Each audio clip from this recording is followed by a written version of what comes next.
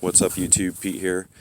I'm going to do my unveil. I was going to hold off on it because it is just freezing and snowing everywhere, so won't be doing any driving today or anything like that, but I will do the unveil and kind of talk about my new vehicle. So without further ado,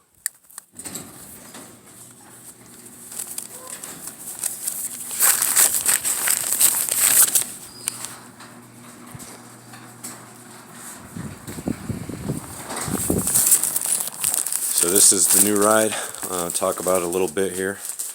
It's a 2003 Evo 8, and I just got it 2 days ago, and it came from Florida.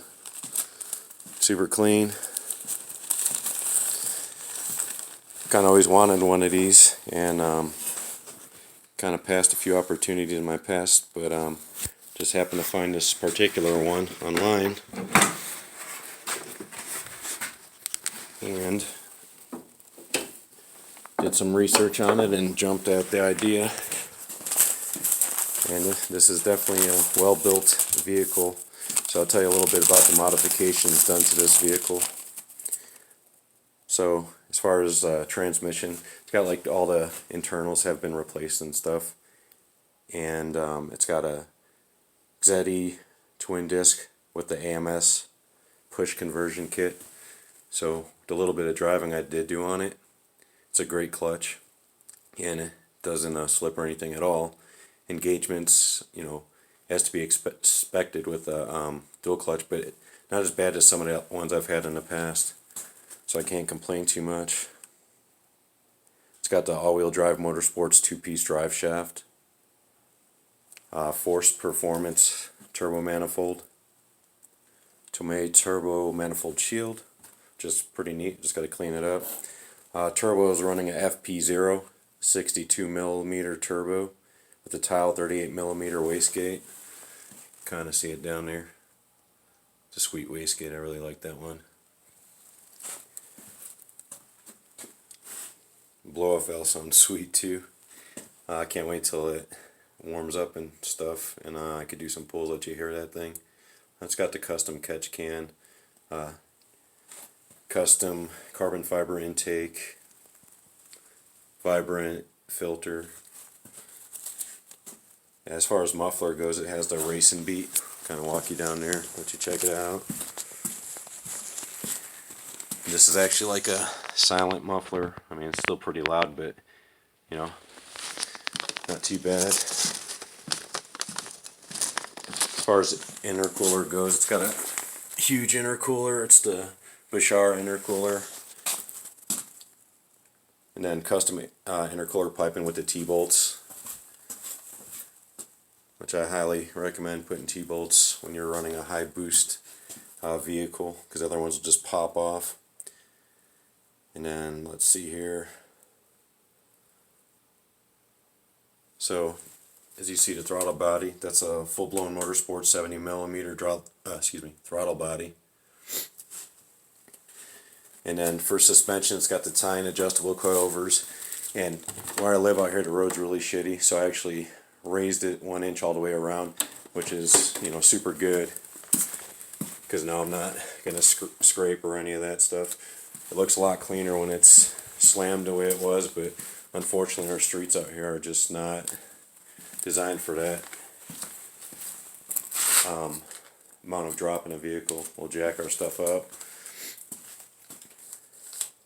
And then the rims are the Koenig Performance, or Proform, sorry, 17x8s with new tires on there, the Pirelli P1s. So that was pretty sweet. It came with new tires, I think less than 1,000 miles. So that's awesome. So we'll talk kind of where this vehicle came from. So there's a performance shop down in Florida. It's called King's Performance, and a tuner there, Sergio. This is his personal Evo. So it's super sweet deal being able to get a vehicle that was his own personal vehicle. And if you look on like YouTube, you could see they have like a 7-second Evo S2000. They got a bunch of real mean street machines, so kudos to them. He also has an eBay store, and online store. So if you need performance parts, they do a lot of their own custom stuff, and can probably customize stuff, and have all the other types of stuff you can use. And the Odyssey small battery kit, that's pretty nifty. And then let's talk a little bit more about the motor here. So this motor is a 2.3 stroker. It's got GSE stage 2 cams. As far as electronics, it's got AM Infinity ECU, which is really nice. AM 5-bar map, AM fuel pressure sensor, AM Infinity wideband, King's Performance, boost control solenoid. So like I said, they do a lot of their own custom and in-house stuff. Then we have coil on plug system, as you can see there. AM fuel rail with Bosch 2200cc injectors. AM flex fuel sensor, Bouchard dual pumps, and then I showed you earlier the custom catch can. Then we'll go ahead and look inside here in a second. But as far as performance goes on the car, on pump gas it puts down 511 horsepower. That's wheel horsepower and 23 psi. On E85, 700 horsepower at 41 pounds of boost.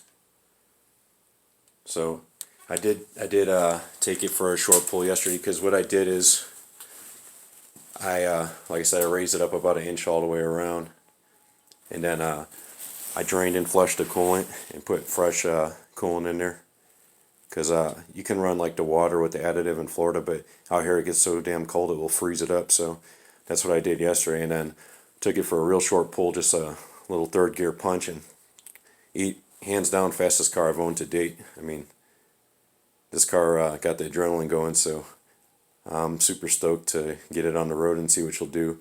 And that was just a little punch, so, and that was right at 41 pounds. And right now I think the ethanol content's like 76, which is about normal for what we get around here. And the guy I sold my STI to told me about a website. It's like Flex Fuel something. But anyways, it shows you all the Flex Fuel gas stations around here, and the content and whatnot, ethanol content, which is sweet. So I'll be using that app. Alright, so we'll go look inside here. Nice tinted windows, which is good out here because it gets pretty hot out here also. So it's got the gauges right here mounted, AEM gauges, so I can monitor ethanol content, boost, and oil pressure, air fuel ratio, all that good stuff. It's got about 98,000 miles, but for an 03 that's not bad at all. And it's got a little system in it with a 10 and amp and whatnot. So interior is really clean, everything works in here.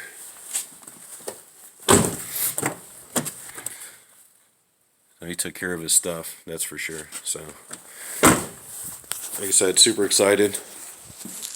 Like all E85 cars, it's cold. Sometimes they're stubborn.